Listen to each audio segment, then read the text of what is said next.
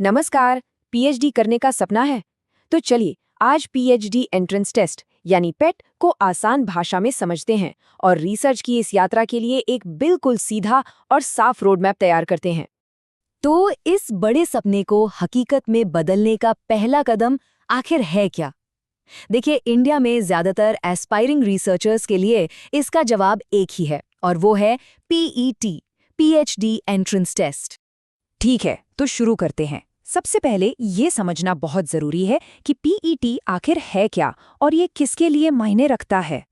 PET यानी PhD entrance test असल में एक तरह का गेटवे है। इसी के जरिए स्टेट, सेंट्रल और डीम्ड यूनिवर्सिटीज अपने पीएचडी प्रोग्राम्स के लिए स्टूडेंट्स को चुनती हैं। हाँ, ये हो सकता है कि इसका नाम अलग अलग जगह पर अलग हो, कहीं इसे आरईटी कहते हैं तो कहीं कुछ और, लेकिन मकसद और पैटर्न वो लगभग एक जैसा ही रहता है। अच्छा, तो इस परीक्षा में बैठने के लिए एलिजिबिलिटी क्या है? अगर कोई जनरल कैटेगरी से है तो उसकी मास्टर्स डिग्री में कम से कम 55% मार्क्स होने चाहिए। और हाँ, रिजर्व्ड कैटेगरीज के लिए इसमें छूट भी है।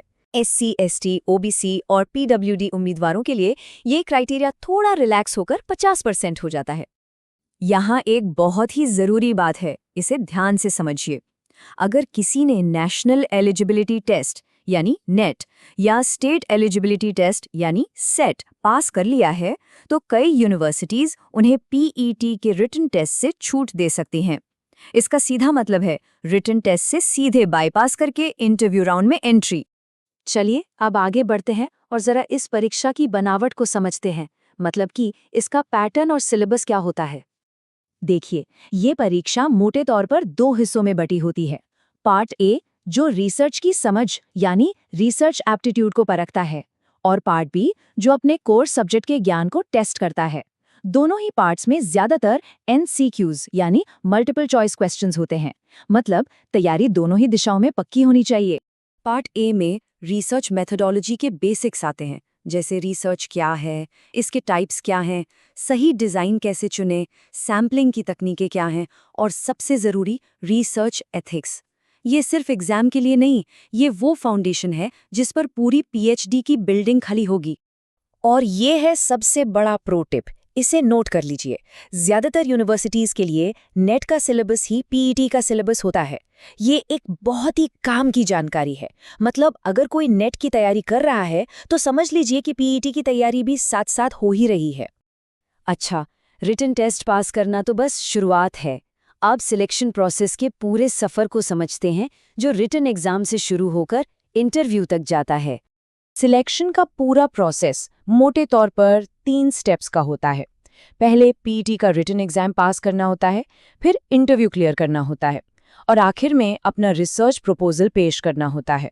ये एक के बाद एक होने वाला प्रोसेस है। इंटरव्यू और रिसर्च प्रपोजल में एक बुनियादी फर्क है, इसे समझिए। इंटरव्यू एक तरह की बातचीत है जिसमें रिसर्च में दिलचस्पी और एकेडमिक बैकग्राउंड पर बात होती है। वहीं रिसर्च प्रपोजल एक फॉर्मल डॉक्यूमेंट होता है जिसमें स्टडी का टाइटल, उसके ऑब्जेक्टिव्स और मेथडोलॉजी सबका पूरा ब्यौरा होता है। एक बात हमेशा याद रखनी चाहिए, रिसर्च आइडिया सिर्फ दिलचस्प होने से काम नहीं चलेगा। उसे क्लियर, ओरिजिनल और सबसे ज़रूरी फीजिबल होना चाहिए, यानी करने लायक होना चाहिए। सिलेक्शन कमेटी यही देखती है कि क्या आइडिया ज़मीनी हकीकत पर खरा उतर सकता है। तो अब जब हम पूरी प्रक्रिया को समझ गए हैं तो सबसे बड़ा सवाल ये है कि तैयारी कैसे करें। चलिए एक सक्सेसफुल स्ट्रैटेजी बनाते हैं। ये रही एक 5 स्टेप सफलता की रणनीति। पहला, नेट सेट के पेपर 1 से रिसर्च एप्टीट्यूड को मजबूत करें। दूसरा, अपने पीजी के सारे नोट्स से सब्जेक्ट का ज्ञान ताज़ा करें। तीसरा, पिछले सालों के पीईटी पेपर्स को सॉल्व करके पैटर्न समझें। चौथा, रिसर्च की शब्दावली से अच्छी तरह वाकिफ हों। और पांचवां, अपना रिसर्च प्रपोजल पहले से तैयार रखें। यकीन मानिए, इंटरव्यू में ये सबसे बड़ा हथियार साबित होगा। इस बात पर मैं फिर से जोर देना चाहूंगा, नेट और पैट की तैयारी को कभी अलग अलग न देखें। एक साथ तैयारी करना ही सबसे स्मार्ट तरीका है।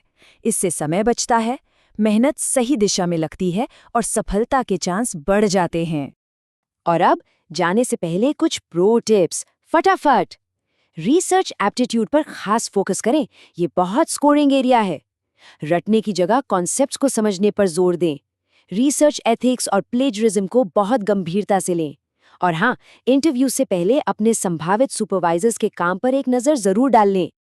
तो अब रोड मैप तैयार है। सवाल ये है कि इस रिसर्च यात्रा का अगला कदम क्या होगा। पीएटी तो सिर्फ पहला पड़ाव है, असली सफर तो अब शुरू होगा। इस सफर के लिए ढेर सारी शुभकामनाएं।